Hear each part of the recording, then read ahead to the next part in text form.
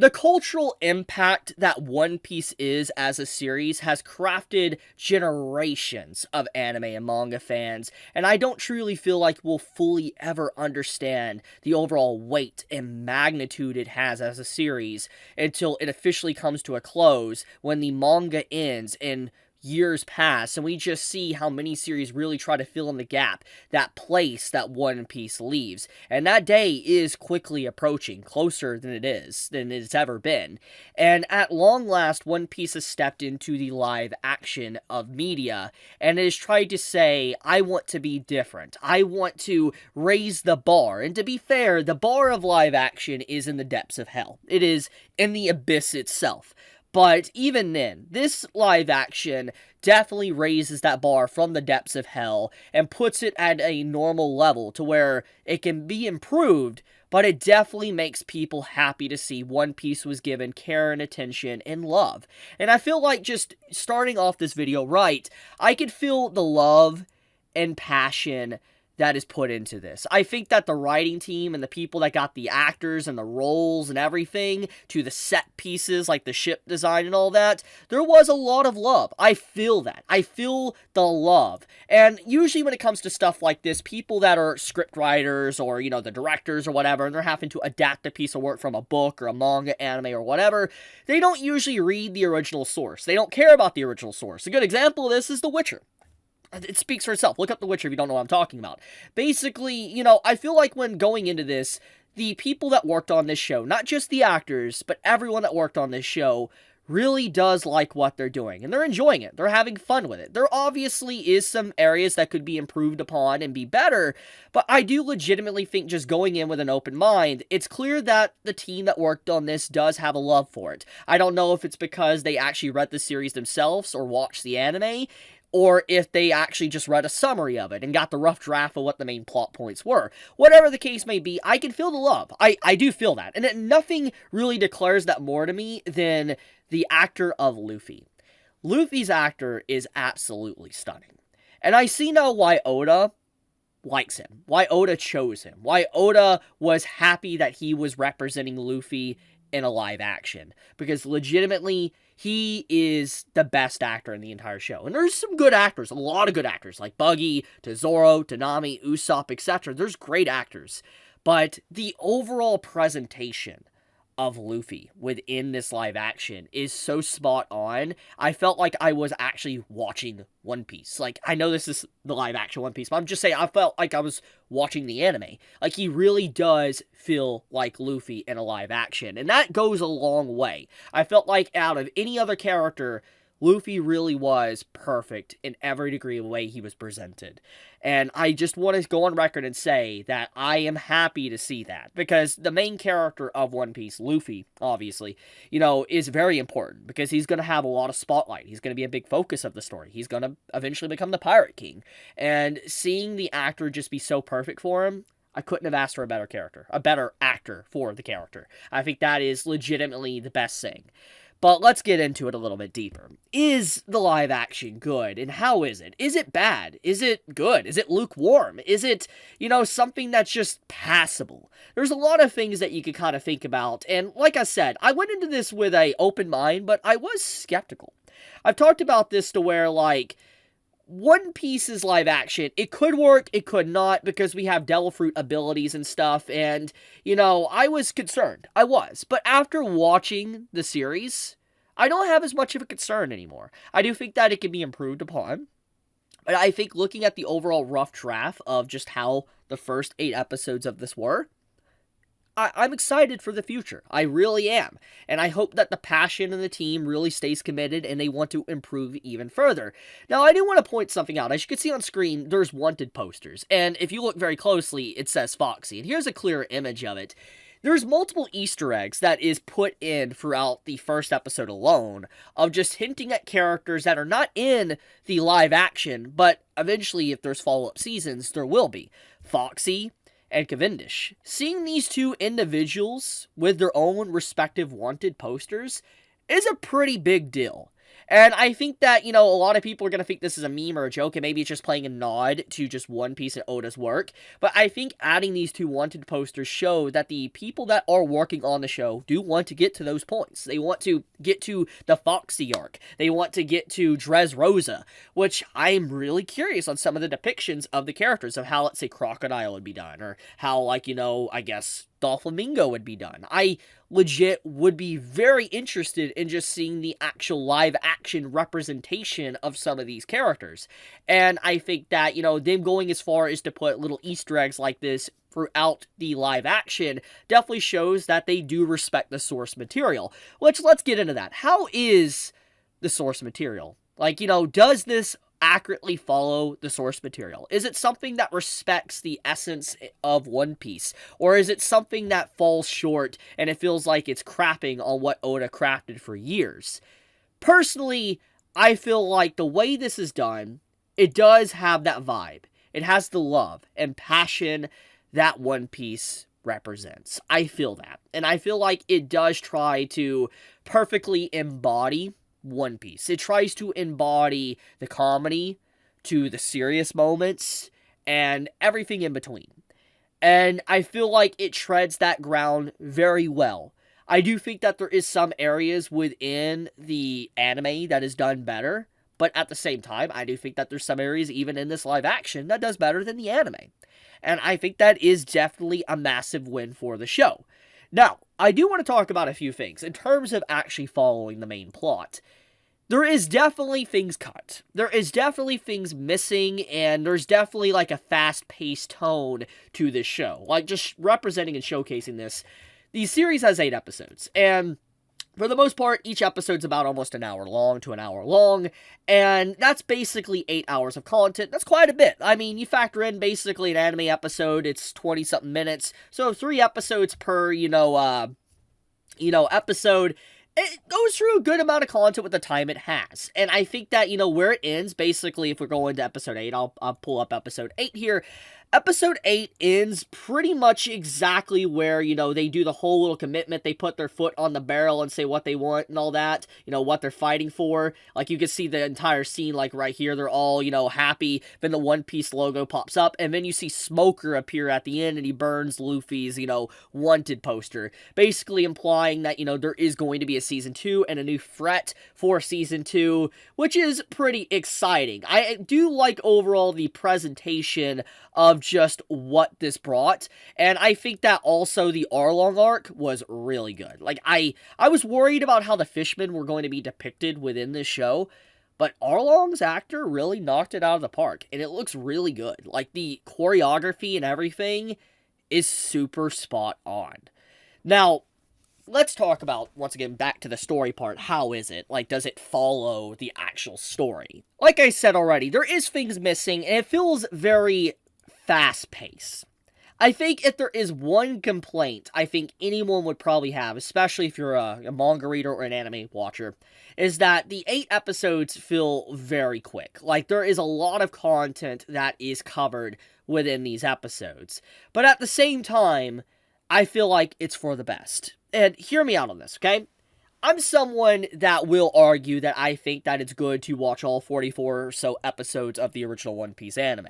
I think you shouldn't skip an episode. I don't think you should watch a summary video. I'm legitimately someone that believes that you should sit down and watch every single episode. I don't think you should skip content. That's just me. I think that's a common take. I don't think that's a hot take. I think that's a very cold take.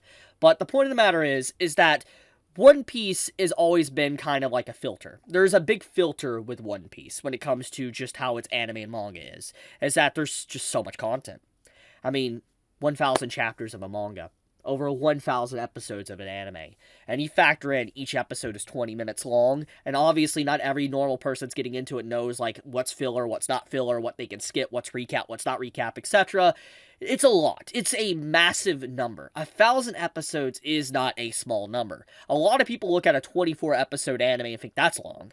You factor in 1,000 episodes, that's ridiculous. And it's always had an issue with that. As long as One Piece continues to keep on going and more episodes continue to come out and more chapters continue to come out, it scares people from starting it even more. And obviously, when people sink their teeth into One Piece, when they finally sit down and watch or read One Piece, they usually love it. most people that, get into One Piece, their probably first thoughts were either the art style is really goofy looking, they don't like it, or it's too long. That's usually the arguments that is made towards One Piece before anyone ever gets into it. That is almost always what happens. But when they do get into it, they love it, and they wish there was more episodes. But I think the fact that, the live action is so fast-paced and gets through East Blue, I think is for the better. Now, let's get into that reason. As I already said, it's very slow.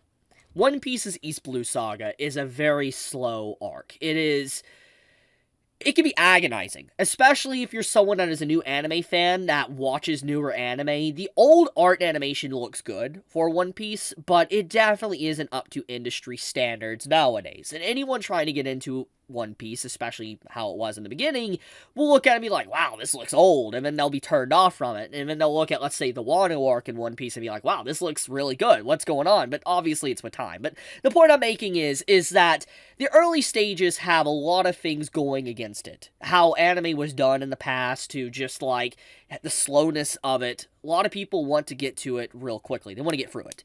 And I feel like this shortened version goes through all the story beats that are very important to One Piece, like all the major plot points, while also presenting it in a slightly different way. And like I said, it doesn't crap on the original source. It just shortens it and gets it quicker. And I don't think that's necessarily a bad thing.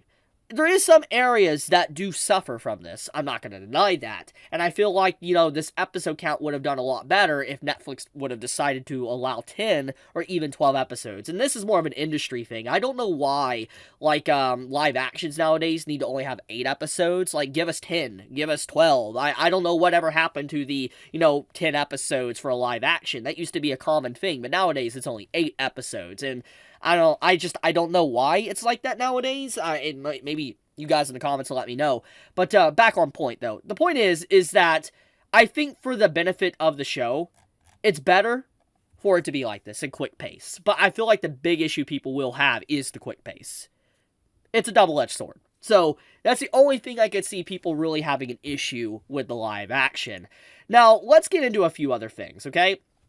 Let's talk about the set pieces. I think that when it comes to the set pieces, they're so good. Like, I love the outfits. I love the swords, obviously. I love the ship pieces. And I especially, oh my goodness, if I'm showing it here, I love this final sequence with, Buggy. Like, Buggy's at the end. Oh, wait, this is a preview. Wait, 1 second. The Buggy appears. Yeah, here he is.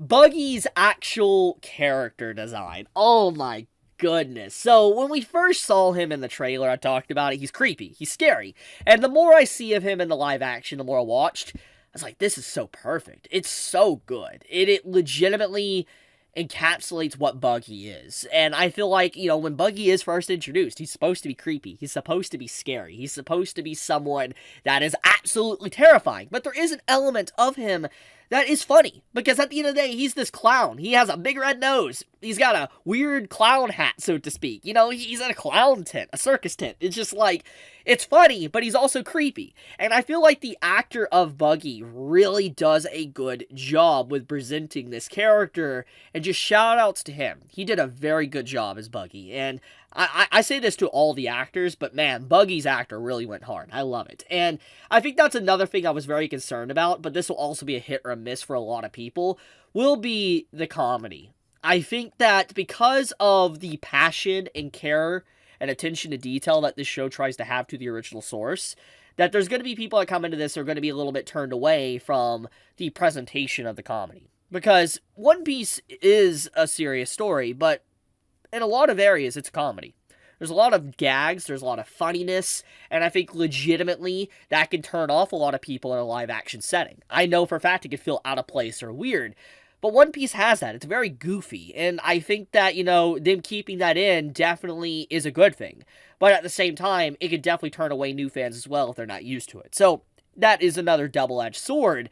But I don't think it's a bad thing. I think that them keeping it in shows, once again, they want to keep what One Piece really is whole. Now, I do want to talk about this. Since we're on the topic of keeping things like the original, we need to talk about Usopp. Obviously, Usopp is a important character. He's a Straw Hat crew member. And he is known as Usopp the Long Nose. And obviously, when you look at the actor and you look at just the design, he does have a long nose. And then people will be quick to point out, like, why does Foxy have a long nose? And I want to talk about this, okay? It's very important. Usopp's long nose. Why is it there? Okay, let's really think about this. Obviously, it's a representation of Pinocchio, like a turn on, the boy that cried wolf or lying, etc. Pinocchio, at least when Usopp is introduced. He's a liar.